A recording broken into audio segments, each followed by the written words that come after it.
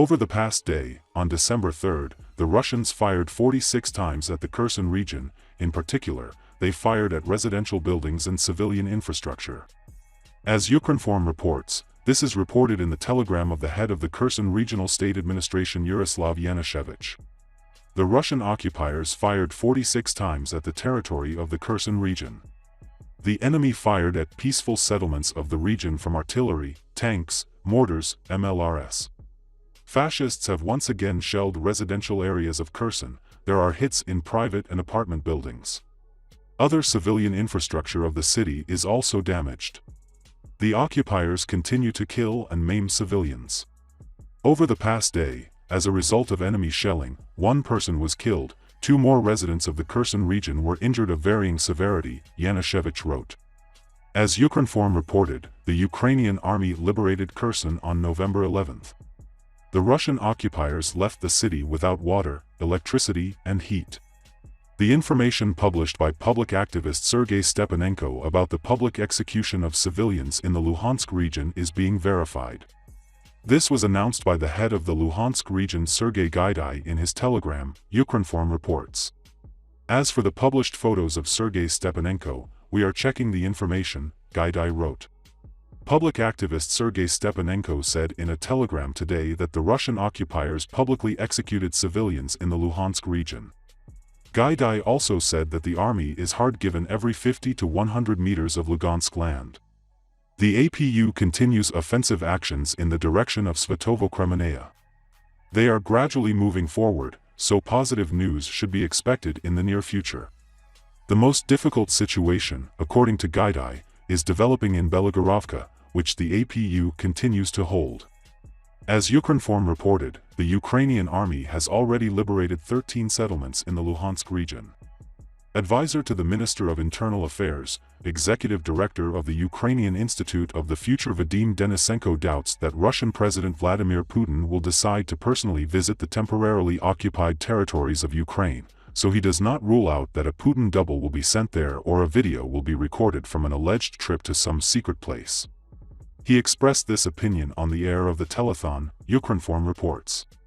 Obviously, Putin still needs to show that he continues to be macho, continues to be a man who supposedly is not afraid of anything.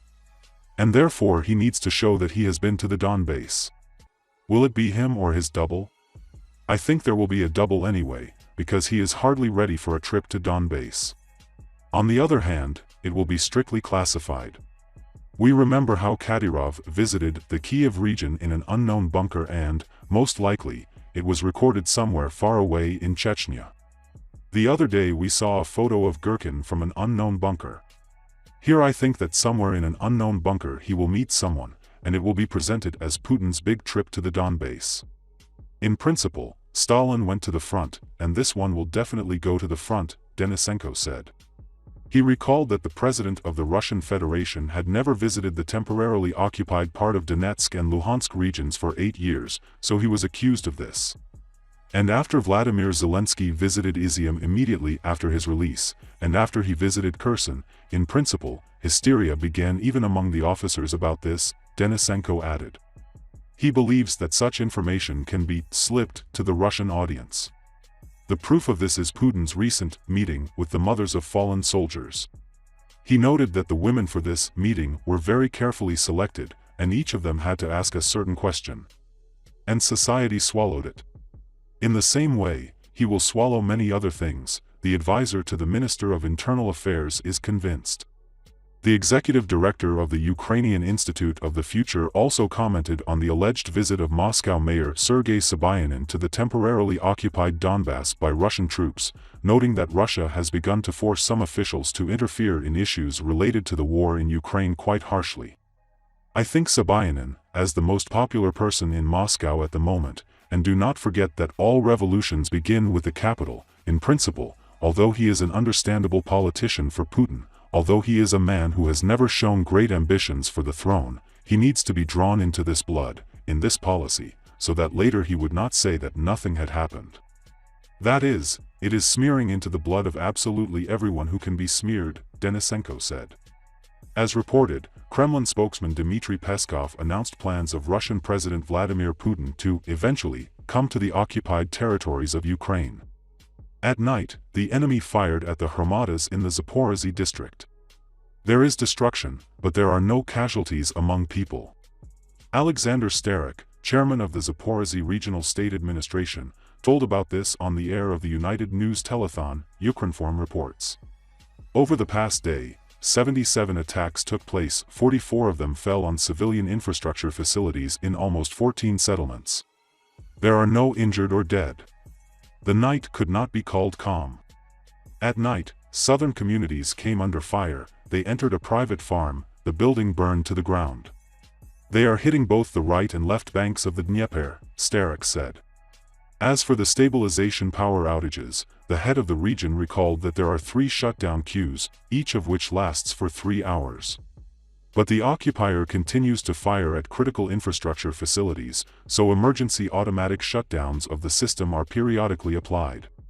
We must be ready for such gifts of the enemy and in no case give in to panic, he said.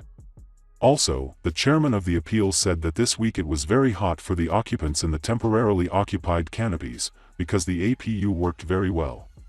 According to him, rotation is taking place in the temporarily occupied territories, looting and robbery are taking place, the Russian military arrange regular inspections, searches and try to steal everything that has not yet been taken out during the occupation of the territories. On the Eastern Front, Russian troops are attacking the Ukrainian Defense Forces with banned K-51 chloropicrin grenades with a strong irritating effect, dropping them with the help of drones. As Ukrinform reports, this is reported in the telegram by the naval forces of the Armed Forces of Ukraine. The terrorist state uses banned chemical weapons, K-51 aerosol grenades.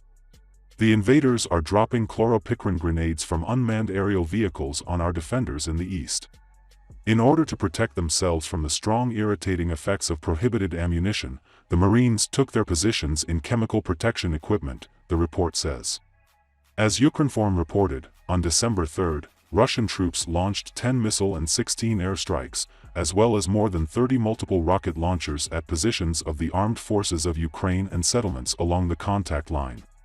From February 24 to December 4, the armed forces of Ukraine liquidated about 91,150 Russian occupiers, while 550 people were killed in the previous day alone. As Ukrinform reports, this is reported by the General Staff of the Armed Forces of Ukraine on Facebook. Defenders of Ukraine also destroyed 2,922, plus 5, Russian tanks, 5,892, plus 6, armored combat vehicles, 1,908, plus 2, artillery systems, 395, plus 0, MLRS, 210, plus 0, air defense systems, 281, plus 1, aircraft, helicopters, 263, plus 0, operatively tactical drones, 1573, plus 1, cruise missiles 531, plus 0, ships/boats 16, plus 0, motor vehicles and tankers, 4479, plus 7, special equipment, 163, plus 0. The enemy suffered the greatest losses in the Lyman-Sky and Bakhmut directions. The data is being updated. Ukraine defeats the Russian invaders by force of arms and fortitude. This was stated by President Vladimir Zelensky, who published several photos on the topic of the Russian-Ukrainian war in Telegram, Ukrinform reports.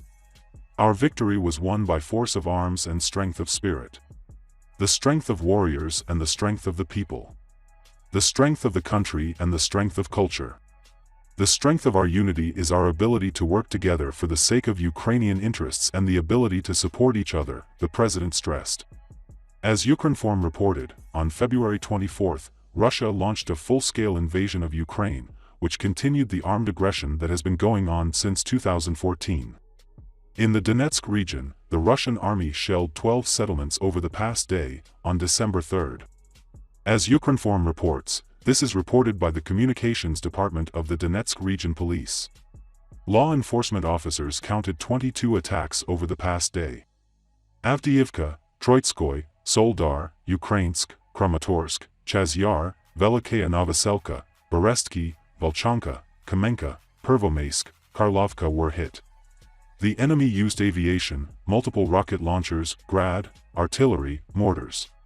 29 civilian objects were destroyed and damaged, 15 residential buildings, factory premises, buildings of a machine building plant, a car, a boiler room, a service station, tankers, a market, a store, outbuildings, garages.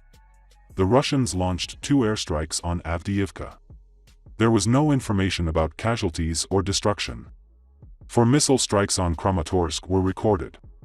Enemy shells hit the infrastructure. According to preliminary data, people were not injured. From the Grads, the Russians hit Toretsk, infrastructure facilities, 2 apartment buildings and 8 private houses were damaged. There was no information about the wounded. Russian troops have covered the village of Volchenka with rocket artillery. There is a wounded man. Critical infrastructure facilities were destroyed. There are also wounded in Soldar, Koralny Yar, Velikaya Novoselka, and Pervomaysky. The police and the security service of Ukraine have opened criminal proceedings under Article 438, violation of the laws and customs of war, of the Criminal Code of Ukraine. The police also helped to evacuate 42 more people. Since the beginning of mandatory evacuation, more than 31,860 people, including 4,780 children, 1,928 people with disabilities.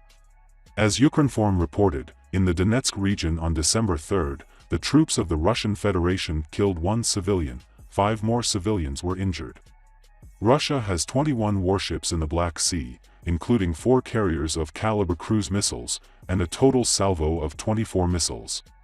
As Ukrinform reports, this is reported by the Naval Forces of the Armed Forces of Ukraine on Facebook. As of December 4, 21 enemy ships are on combat duty in the Black Sea, including 4 carriers of Kalibr cruise missiles, a total salvo of 24 missiles, the report says. In the Sea of Azov, the enemy continues to control maritime communications, keeping 2 ships on alert. In the Mediterranean Sea, 9 enemy ships, including 5 carriers of Kalibr cruise missiles, a total salvo of 76 missiles. As Ukrinform reported, the Operational Command, UG, noted that the presence of the Russian naval group in the Black Sea could mean the continuation of intelligence and information gathering to prepare for possible missile strikes. 5 Georgian citizens who fought as volunteers in the armed forces of Ukraine were killed near Bakhmut on December 3. This is reported by Ukrinform with reference to the Facebook page of the Embassy of Georgia in Ukraine. Georgian volunteers Otto Rurua, Roland Kvaratskhelia, Romeo Pichai, Merab Aladashvili and Badr Markelia died on December 3 in a battle with Russian invaders near Bakhmut. Eternal memory and glory to the heroes. The message says. As reported, full-scale Russian military aggression has been continuing in Ukraine since February 24. The defense forces are fiercely resisting the Russian invaders. Security guarantees for the civilized world will become possible only after the creation of a special tribunal for the crime of Russian aggression against Ukraine.